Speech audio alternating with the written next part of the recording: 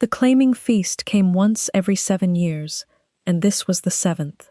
Sarah's hands were cold.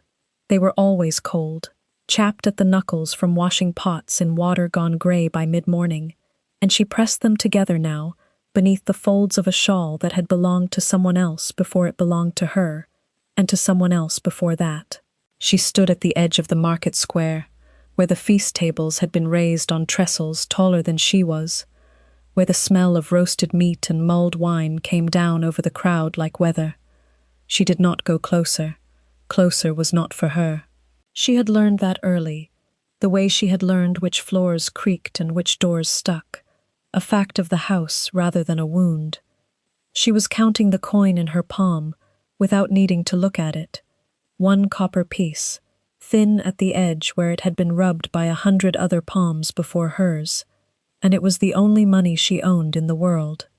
She had earned it scrubbing the kitchen flags of the house where she was kept on as help, not family, not quite servant either, something without a proper word, and she had meant to buy bread with it at week's end, when the baker's stall came round again. She had been saving it 3 days. The old man was sitting against the stone wall at the corner of the square, where the shadow fell longest, and no one else seemed to see him at all. He was not dressed for the cold. That was the first thing she noticed, before his face, before his stillness, a thin coat pulled tight over a frame that did not look thin so much as folded, deliberately made smaller than it was, the way a large man might sit if he did not wish to be looked at. His hands were bare. The claiming feast crowd moved around him the way water moves around a stone too heavy to carry off, unconsciously, without acknowledgement, and no one dropped so much as a crust near his feet. Sarah crossed to him without deciding to. That was how she would think of it later. Not a choice made, but a thing that happened to her, the way weather happens. She crouched, because it seemed wrong to stand over him, and she held out the coin. "It isn't much," she said, "but the bakery on Thistle Row takes it well past dark." He looked at her for a long moment. His eyes were a pale, uncommon gold, the kind of color she had only ever seen described in the old songs about the first kings, and something in her chest went briefly, inexplicably still, the way a held breath goes still, though she did not understand why, and did not stay to wonder. She had somewhere to be. She always had somewhere to be. "You'll want it back before week's end," he said. His voice was low, and there was something beneath it she could not name, a kind of banked weight, like a fire kept low on purpose. "I'll manage," she said, and pressed the coin into his palm, and his fingers closed around it, and hers, and for 1/2 of 1 second, held. Then she rose, and drew her shawl tighter, and went back to the kitchen where she was needed, and did not look back to see the old beggar's gaze follow her the entire length of the square, or the way his stillness, once she had gone, broke into something that looked almost like pain. The house Sarah served stood 3 streets back from the square, narrow and grey-shingled, owned by a merchant's widow named Yasel, who took in what she called strays, girls with no pack standing, no coin, no one to claim them, and put them to work in exchange for a cot in the loft and 2 meals scraped from what was left after the family ate. Sarah had come to this house at 9 years old, orphaned in a border skirmish, no one troubled to explain to her, and she had been here 11 years since, which made her 20, and made the house, such as it was, the only home she had ever known well enough to navigate in the dark.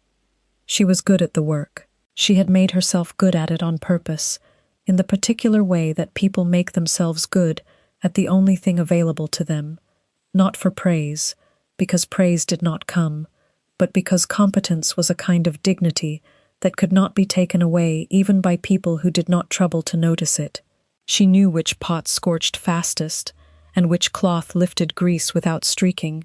She knew the exact fold that kept linens from creasing in storage.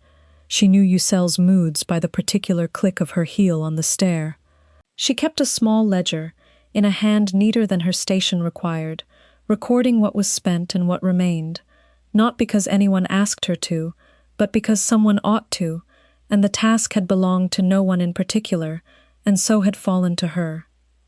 She was an omega, which in the ordinary telling of things should have meant something: status, protection, the kind of soft deference the old songs promised. But Sarah had learned that designation without pack, and without coin, bought nothing at all. Omegas of standing were courted, sheltered, spoken of with a certain careful reverence, even by alphas twice their rank. Omegas without standing scrubbed floors, and were spoken over, not to, as though the biology that should have granted her some baseline regard had simply failed to register in a girl wearing a dead woman's shawl. She did not resent this, precisely.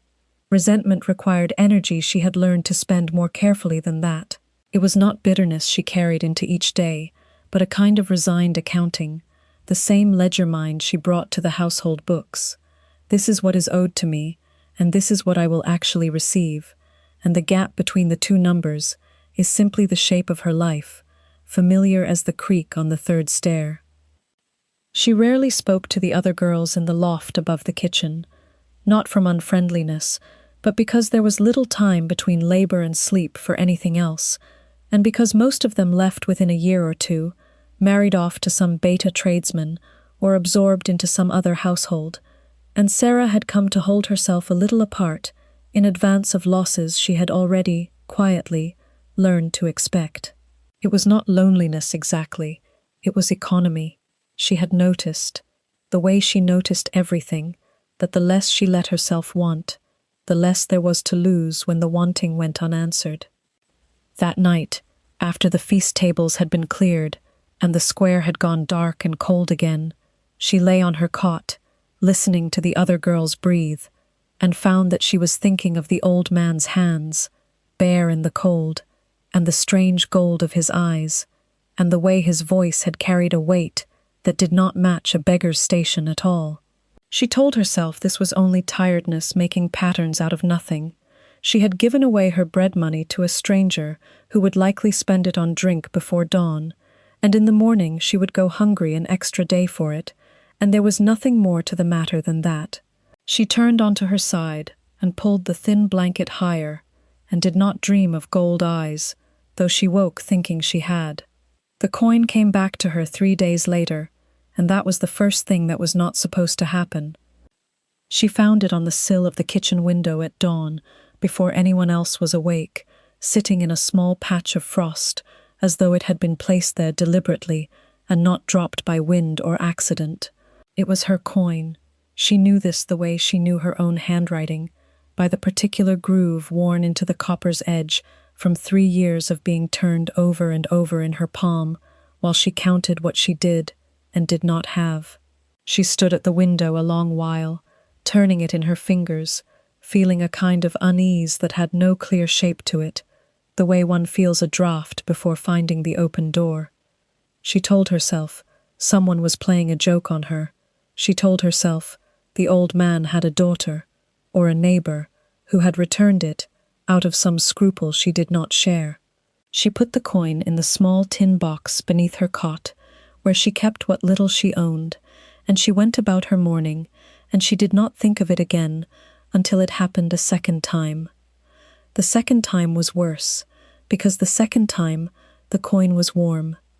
She had left it in the tin box a full week, untouched, and when she opened the box again to check the household accounts against her own meager savings, the coin sat exactly where she had left it, except that it was warm to the touch, warm as though it had been held in someone's palm only a moment before, though the box had not been opened, though no one else knew where the box was kept, though she had checked the latch herself the night before and found it closed. She dropped it back inside so fast she nearly caught her own finger in the lid, and she stood very still in the grey morning light, with her heart going hard and quick, and she did not tell anyone, because there was no one to tell who would not think her simple, or worse, cursed. The third time, she brought the coin to the market herself, meaning to spend it at last on bread, determined to end whatever strange thing was happening by simply removing the coin from her possession, and the baker's boy would not take it. He held it up to the light, turned it over twice, and pushed it back across the counter toward her, with a look on his face that was not quite fear, and not quite awe. "I can't take that," he said. "It isn't—" He stopped. "It doesn't feel like a coin ought to feel." She did not understand what he meant until she took it back into her own palm and felt, for the first time, what she supposed he had felt. Not warmth this time, but a low and steady pulse, faint as a second heartbeat felt through cloth, as though the copper itself were alive in some small and patient way. She began to hear things after that, not directly. No one spoke to her of it outright, because no one spoke to her of much at all. But the market had a way of murmuring, and the murmur reached even the corners where girls like her stood counting change, and the word that moved through it, low and half disbelieving, was blessed, a blessed coin. A coin that returned to its giver's hand, no matter how far it traveled, no matter whose fingers closed around it in between. There were old stories about such things, stories from before the claiming feasts had settled into their current form, stories about the first alphas and the marks they left on those who showed them kindness, without knowing who they were. Sarah did not believe in such stories, or told herself she didn't. In the practical, unsentimental way she disbelieved most things that could not be scrubbed, folded, or entered into a ledger. But she noticed, with the same exactness she brought to household accounts, that the coin had returned to her 3 times now, by paths she could not trace, and that each time it had changed in some small way that could not be explained by ordinary metal.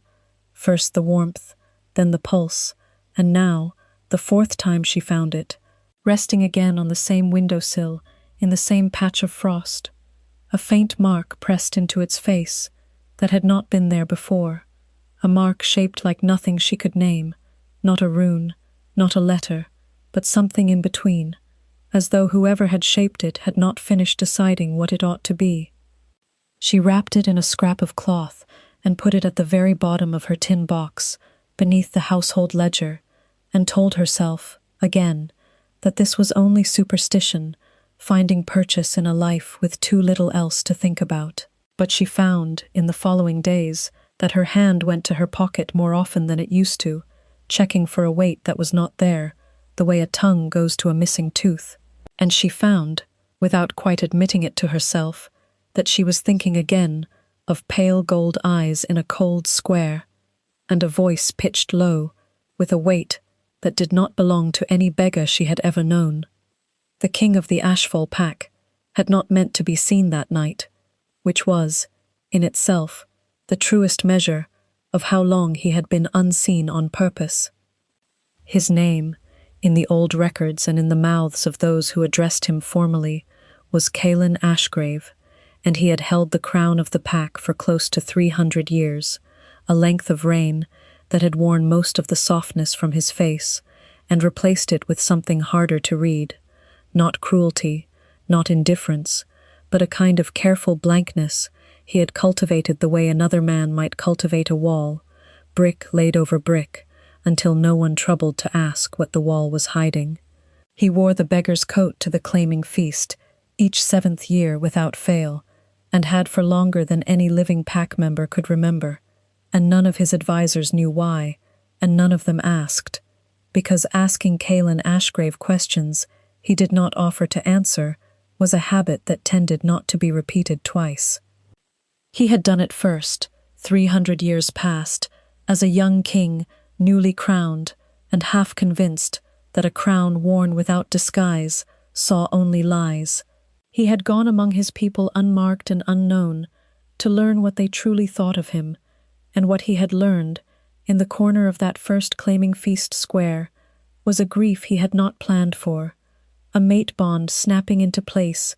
In the single moment, a young Omega pressed a coin into his hand, and did not recognize him at all, and then losing her before the season turned, to a fever the healers could not name, before he had ever told her what she was to him. He had worn the coat every 7th year since, not from ritual, not from superstition, but because he had never once, in 3 centuries, believed he would feel that particular stillness in his chest again, and he had gone to that corner each time, expecting nothing, the way a man revisits a grave. He had not expected Sarah. He had felt it the instant her hand touched his, not memory, not grief this time, but a bond snapping taut in his chest with a violence he had forgotten a mate bond could carry, gold eyes meeting brown ones that did not know to be afraid of him, and beneath it, unmistakably, the scent. Cedarwood and something like rain on warm stone, faint under the cold and the crowd smell of the square, but present and undeniable, and his the moment it reached him. He had not moved. That had cost him more than anyone watching would have guessed. His wolf had surged the instant her palm closed over his, a single word cutting through 300 years of careful discipline, mine, and he had crushed it in the same breath it rose, the way he had trained himself to crush every instinct that threatened to unmake the wall he had built. He had let her go.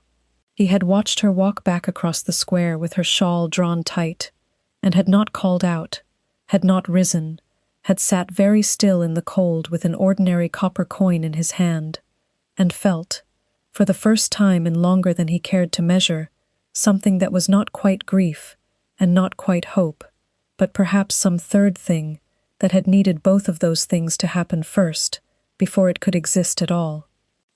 He had sent the coin back to her, by means his own people did not fully understand, an old working, tied to bond and blood, that he had not used in 300 years, and had not been certain still answered to him, and when it did, when it found her window, found her tin box, found her hand, again and again, no matter how far she carried it away, he had felt something loosen in his chest that had been locked so long he had stopped noticing the ache of it, the particular ache of a bond calcified into a chronic pain he had mistaken, for 3 centuries, as simply the shape of being a king who had loved and lost once, and was not permitted to survive it twice.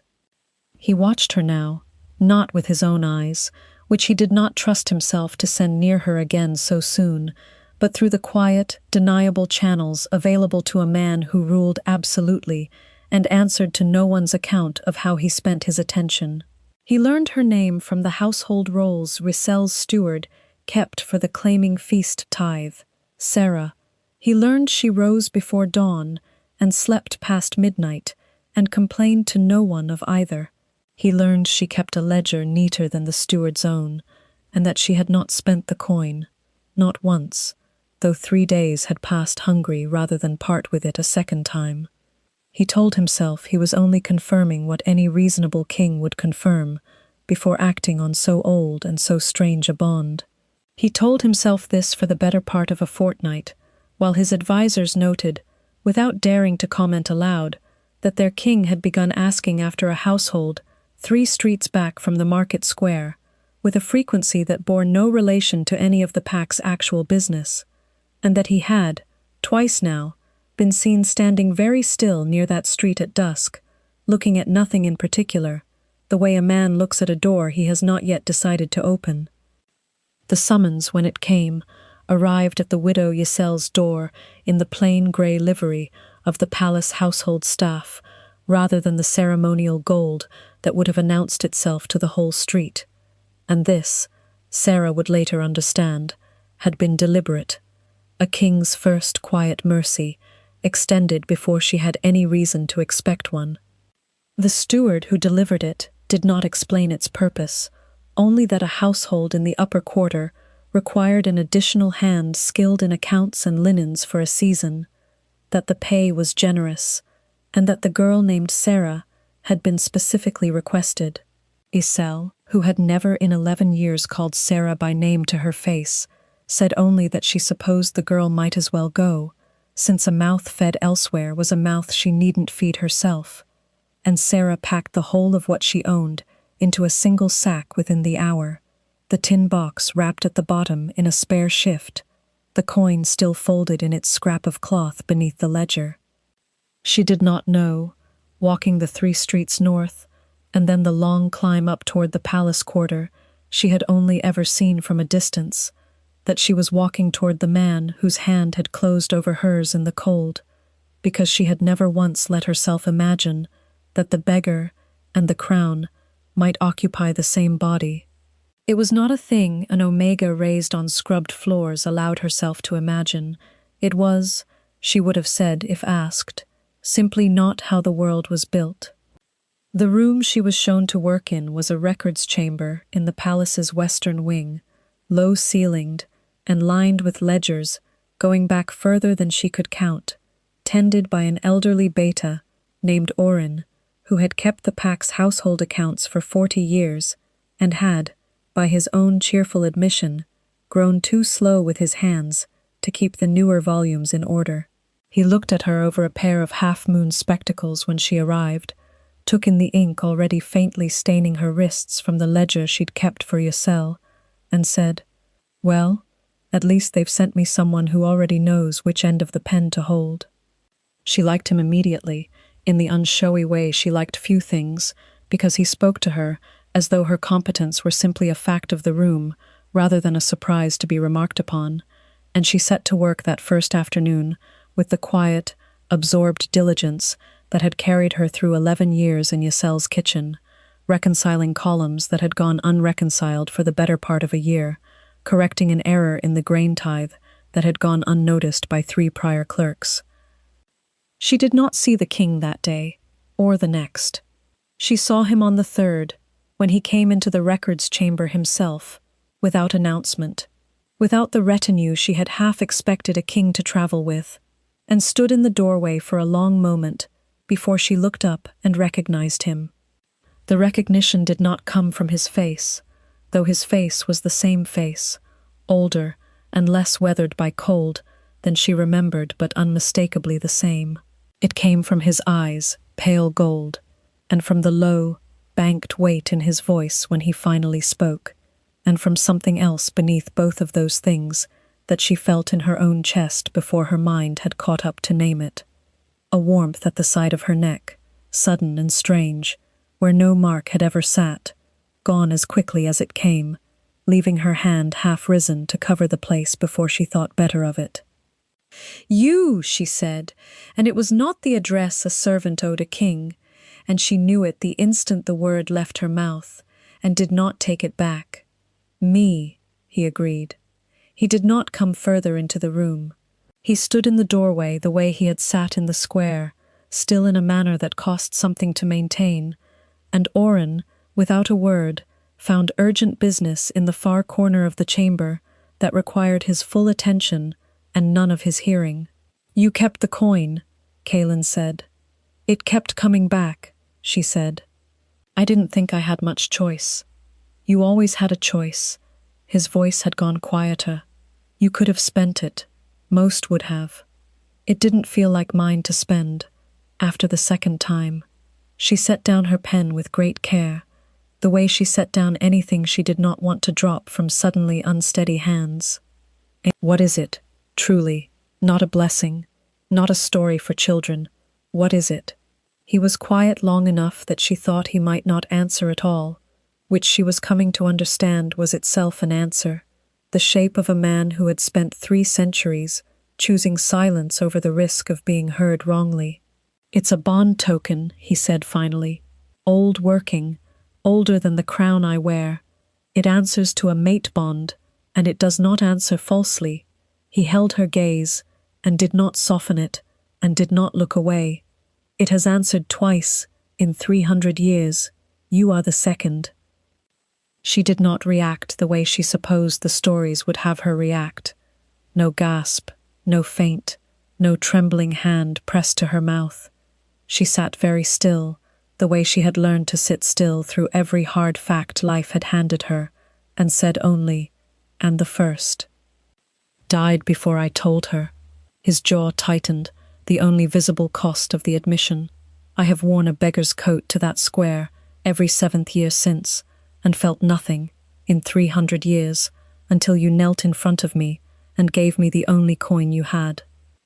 She looked down at her own hands, ink-stained, chapped, entirely unremarkable, and found she believed him, not because the story was gentle, but because it was not, because he had told her the ugliest true thing, rather than the kindest false one, and that, more than any gold in his eyes, was what convinced her. "I don't know what you want from me," she said, plainly, because plain was the only register she trusted herself to speak in when the ground had gone strange beneath her feet. "I don't yet know how to ask for it properly," he said. "I have had 300 years and no practice." A pause, and something almost like the beginning of a smile, quickly restrained. "I would like it very much if you stayed in this chamber a while longer. Not because the accounts require it, because I do." She did not answer that directly, not yet, because an offer that large deserved more consideration than a single afternoon could give it, and because she had learned, across 11 years of small, hard truths, not to hand herself over to hope too quickly. But she picked her pen back up and did not ask him to leave, and he did not go, for a long while, and Oren's urgent business in the far corner continued to require, apparently, his complete attention.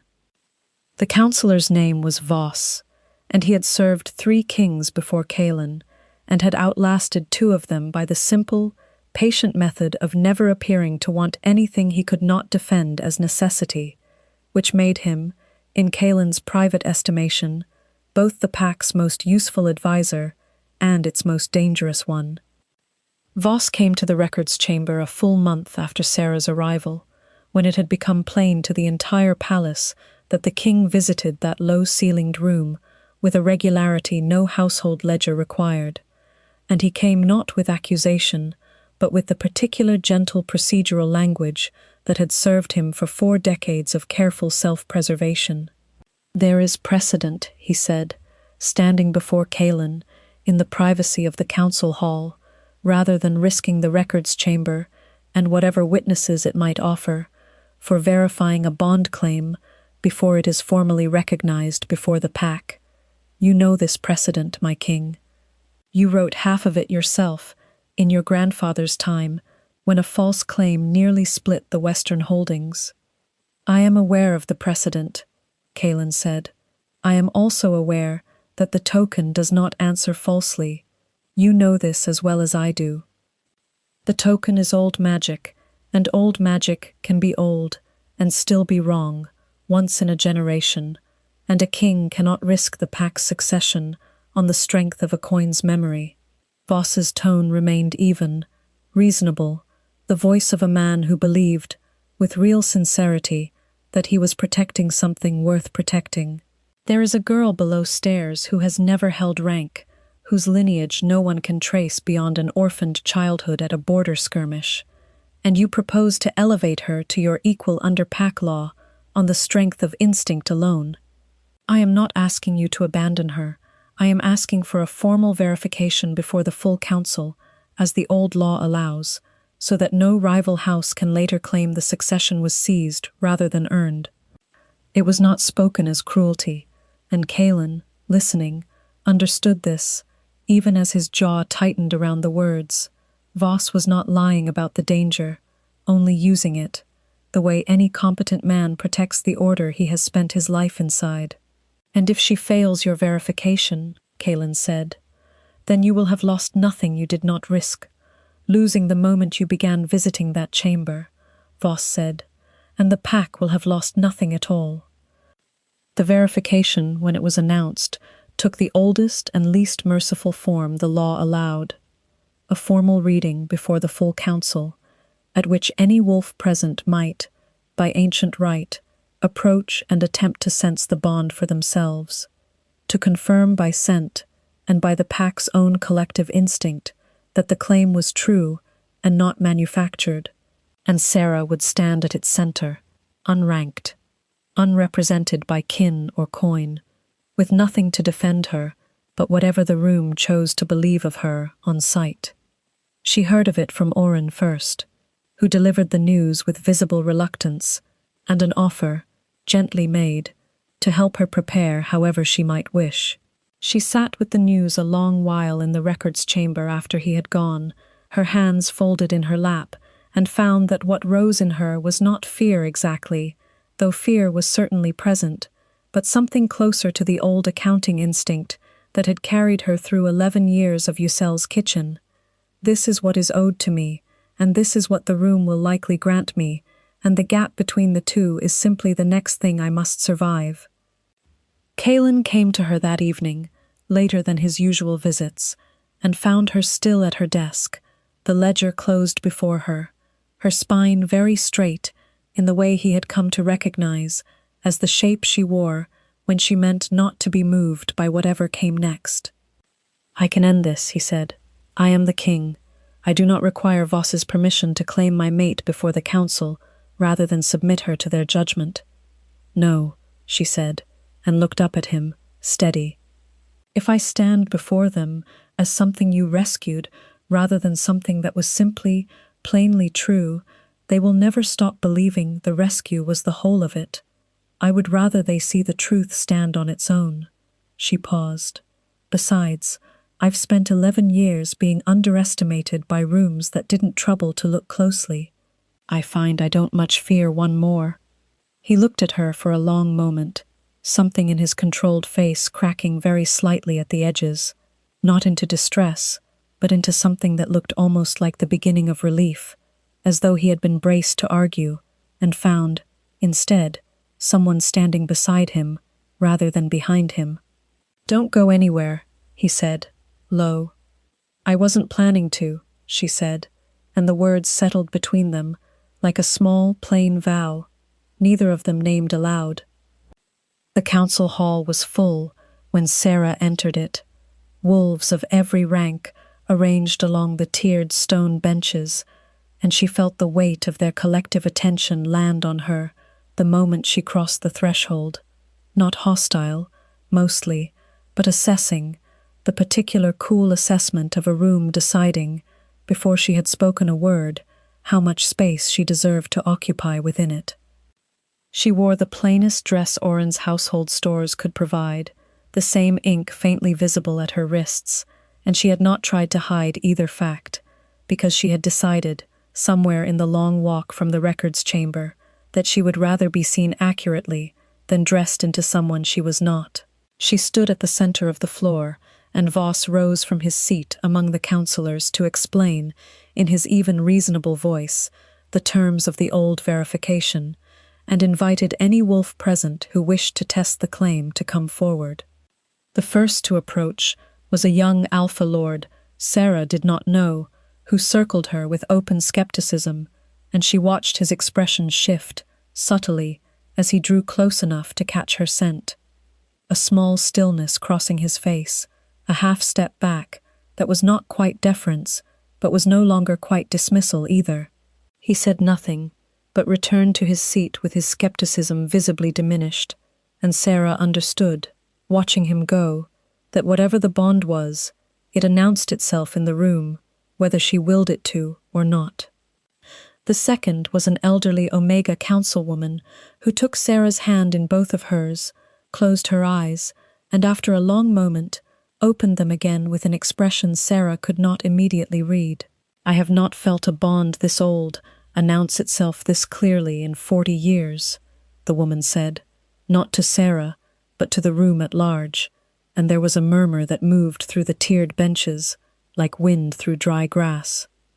It was Voss himself who came last, and it was Voss's approach that mattered most, because Voss did not come to confirm what the room had already half decided, but to test it properly, in the old way, with the full weight of his 40 years of careful skepticism behind him.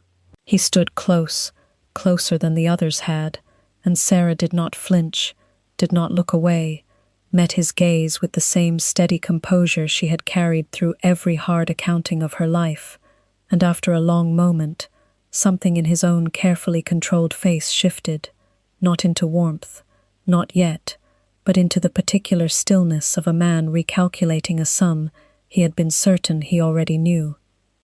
"The bond is true," he said to the room, and then, more quietly, to Sarah alone, "I do not apologize for testing it. I would test it again." "I wouldn't expect anything less," she said, "from a man protecting what he spent 40 years building." And something in the plain accuracy of her answer, not charity, not resentment, simply accuracy, seemed to land on him more forcefully than an accusation would have, because he inclined his head to her, once, in the smallest gesture of respect he had likely offered anyone below his own rank in decades. Kaelin rose from his seat then, and crossed the floor to stand before her, and the whole council hall went very quiet, waiting. "I could tell you," he said, low enough that it carried to every corner of the silent hall regardless, "that the token chose you, that the bond chose you. That is true, and it is also not the whole truth, and I find I no longer wish to hide behind the smaller truth when the larger one is available to me." He held her gaze, gold eyes steady. "Not because the token chose you, because I am choosing you. I have had 300 years to learn the difference between a bond and a decision, and I would rather you heard the decision spoken plainly before this whole hall than left to wonder whether the magic alone was doing the choosing." The hall did not erupt into sound, because it was not that kind of room, but Sarah felt the stillness shift around her, felt the particular quality of attention in the tiered benches change from assessment to something closer to acknowledgement. Wolves who would not have met her eyes a season ago, now watching her with an open, unguarded interest that had nothing to do with pity and everything to do with recognition finally, belatedly arriving. "Yes," she said, and it was the plainest word she had, and it was enough. He did not press her further that day, or the next.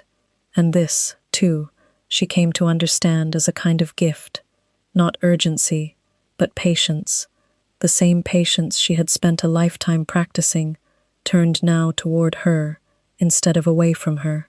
He asked her, once the council's verification had settled into quiet acceptance and the palace had begun, slowly, to make room for her presence in its daily architecture, whether she would prefer to wait before any formal claiming, and she told him, honestly, that she would. "I've spent my whole life being handed to circumstances rather than choosing them," she said. "I would like, for once, to choose the timing of something that matters this much." "Then we wait," he said, without argument, and meant it. The waiting stretched from the last frost of winter into the slow green opening of spring, and Sarah used the months the way she used everything, with quiet, steady purpose. She continued her work in the records chamber, alongside Oren, who had come, in that time, to treat her less as an assistant than as the successor he had long hoped for and never expected to find, and she learned the palace's other corridors gradually, at her own pace, without ceremony, the way one learns a house one intends to live in, rather than merely visit. Kaelin did not crowd her. He came to the records chamber most evenings, and they spoke of ordinary things as often as significant ones, the accounts, the weather, Oren's opinions on the current state of the Western tithe, and in the unhurried accumulation of those ordinary evenings, something settled between them that no single dramatic gesture could have built as surely. She noticed, in early spring, that his coat had begun appearing on the chair beside her desk on the coldest mornings, though he was rarely present when she arrived to find it there, and she never asked him to explain it, and he never offered to, and the coat simply remained, a small, wordless claim, laid down without ceremony, which she wore without comment, and returned each evening to the same chair, and which reappeared, without fail, the following cold morning. By early summer the pack had grown accustomed to her presence in a way that no longer required explanation.